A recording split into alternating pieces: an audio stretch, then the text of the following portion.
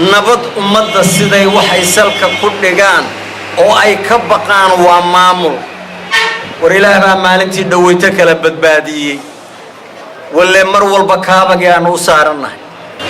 maalintii hore waxaa yimi wafdi ka socda Yurub, dalalka Yurub wafdi ka socda yimi waxay yiraahdeen idinkaanu idin nimi maamulka Somaliland waxaanu idin faraynaa laba arrimood: doorashada dib dambe ha u dhigina, khaatumana la heshiiye.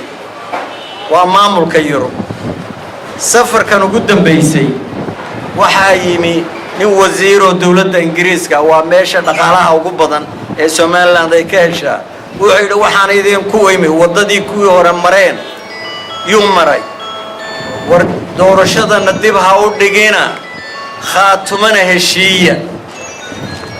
war hadda ma odhan reer hebel, hadda ninka Ingiriiska iyo Yurub war shalay waxaa ugu war dambeeyey oo hadda la ii sheegayay war xogayaha guud ee qaramada midoobay yaa wuxuu leeyahay waxaanu taageeraynaa oo soo dhawaynaynaa oo taakulaynaa wada hadallada Somaliland iyo khaatumo.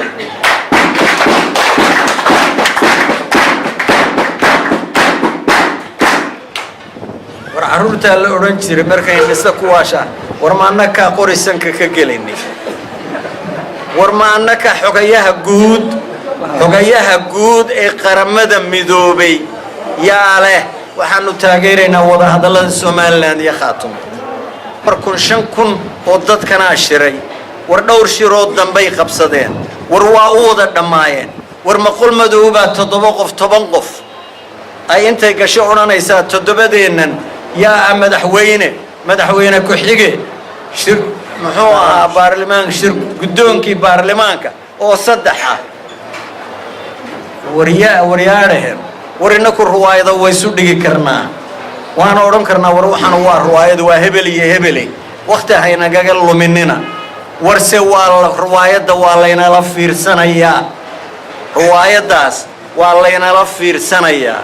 mid aanayna rabin yaa warkeeda sii wadaya oo saxaafadda geynaya oo innaka raba inuu inagu kala qaybiyo. waroy waxay yihiinba dambay uga huleeli doonaan magaaladan inta ay joogaanna.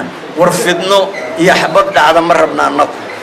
waroy biilashan iyo lacagta loo soo diraya iyo meeshay soo marto iyo cidda soo dirtana waa ognahay. war waa Puntland, war xamar maaha. war xawaalada magaaladan jooga war ciddii isku mashquulisaa warkeeda way helayaan. $100 ee loo soo diro waa la ogaanayaa cidda soo dirtay iyo meesha laga soo. waleeta ugu dambeysay ayaan darada ugu weynay waleetu karaq baa laga soo diray cashuurta innaka la ururinayo dhulkeena laga ururinayo yaa lacagta ugu dambeysay in xagaloola loo soo diray waleetu karaq baa laga soo diray. war wax dhaba aan isu sheegno waxa buuhood laga leeyahay soo fidno iyo dhibaato maaha. wala kuwa buuhood loo nagu haaraamaya oo le cali khaliif waligayaba waa ogeena Somaliland buu rabi. war buuhood la Somaliland intaan joogo ma soo gelayso. wala kuwa saala raba Somaliland inay soo gasho. war maxaad ka faa'iideysaan? war in dib haddana loo qaxo. war iyadoo dadkeennii hanti beeleen, war iyadoo talaxumo meeshaynu naalla oo Soomaali meeshay joogtaba laynagu qoslayo.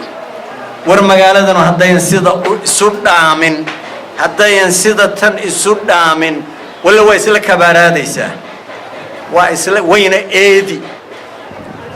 allahumma hal ballaqtu fashhad ilaahay oo haddaba gaarsiiyay.